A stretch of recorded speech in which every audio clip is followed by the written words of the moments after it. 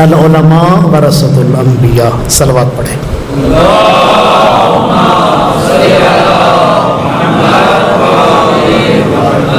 خالق متعال کا ارشاد ہے اس آیہ مجیدہ میں، یا ایھا الذین آمنو، اے صاحبان ایمان، اتقوا اللہ، تقوی اختیار کرو، وکونوا مع الصادقین، تاکہ صادقین کے ساتھ چل سکو. آیہ مجیدہ سیرت معصومین پر عمل کرنے کے لیے کہ انسان اگر چاہتا ہے معصومین کے ساتھ چلے، معصومین کی معیت اختیار کرے، تو ضروری ہے کہ دو چیزیں ان میں ہوں. پہلی چیز، یا ایھا الذین آمنو، ایمان کی دولت سے مالا مال ہو. پہلی چیز ایمان، اور دوسری چیز ایمان کے ساتھ تقوی. ایمان کی پہلی سیڑھی تقوی ہے اور آخری یقین کی حد تک پہنچنا. اس وادی میں اگر دیکھیں جن علماء اور بزرگان نے کامیاب زندگی گزاری ہے، ایمان کے ساتھ تقوی کی دولت سے مالا مال تھے.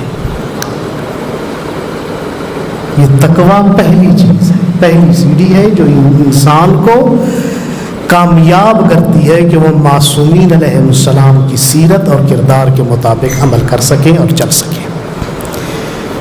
آج اگر ہم چاہتے ہیں اپنے امام کی مدد کریں، امام زمانہ کی مدد کریں، تو امام زمانہ کی مدد کیسے کر سکتے ہیں؟ تقوی اختیار کر کے. خود سازی اور تقوی کی بنیاد پر انسان معصوم کی معیت اختیار کر سکتا ہے. امیر المومنین اپنے دور میں ہمیشہ فرماتے تھے، اعینون، میری مدد کرو، تقوی اختیار کر کے. کہ اگر چاہتے ہو کہ علی ابن ابی طالب کی مدد کرو، تقوی اختیار کرو. تو اس دور میں ائمہ علیہم السلام کے دور میں ان کے اصحاب تھے.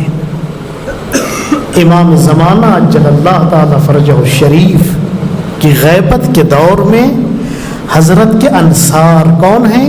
علماء. امام زمانہ کے انصار اور مددگار علماء ہیں جو آج امام زمانہ کی مدد کر رہے ہیں. وہ بھی کیا؟ تقوی کی بنیاد پر، خود سازی کی بنیاد پر. ہمارے بزرگان، علماء، مراجع، جن کی زندگی پر آپ نظر کریں، ان کی زندگی میں تقوی کی جھلک نظر آئے گی. بغیر تقوی کے انسان اس وادی میں قدم نہیں رکھتا، معصوم کی معیت میں کوئی کردار ادا نہیں کر سکتا. بس علماء اور بزرگان نے سیرت اہل بیت پر عمل کرتے ہوئے تقوی اختیار کر کے معاشرے میں خدمت دین انجام دی ہے. آج اگر آپ دیکھ رہے ہیں تشیع کے وقار کو، علماء کو، علماء کی خدمات کو اگر دیکھنا چاہیں، علماء کی سیرت میں، علماء کی کردار کی وجہ سے. تو آج جن بزرگ علماء کی یاد میں یہ پروگرام منایا جا رہا ہے،